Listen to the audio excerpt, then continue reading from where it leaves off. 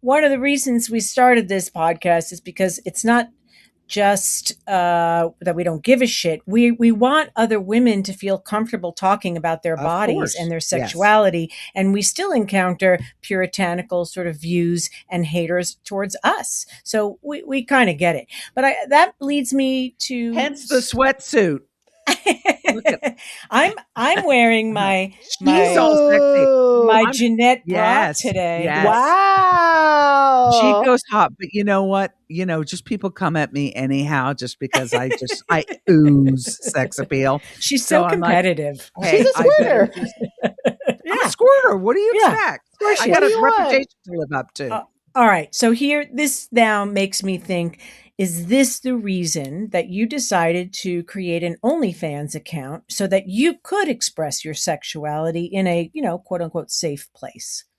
So I actually created an OnlyFans account because I wanted to just do it. I was very repressed growing up. I grew up in a very religious household. I grew up very sexually repressed, extremely sexually repressed. It was so bad. And I hate to I'm trying to be positive. I hate to take the podcast to a dark place. So it was so You're bad. fine. I was engaged when I was in high school, and this was the boyfriend that wanted to be a stand-up comedian. And when we broke up, I was so brainwashed by my family and how conservative they were, socially conservative, that I truly believe that no one else would ever want to marry me, that I was used up, that I would never find love.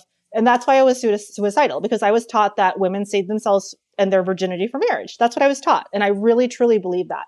And I truly believe that 19 years old, that I was used up and that nobody would love me and nobody would ever want me. So that was something that it took me about 7 years to get over that. I was extremely depressed. I was suicidal. And this is not like some fringe belief that I have. This is something that's taught in Christian religion and a lot of, conservative religions, is that if you should save yourself for marriage.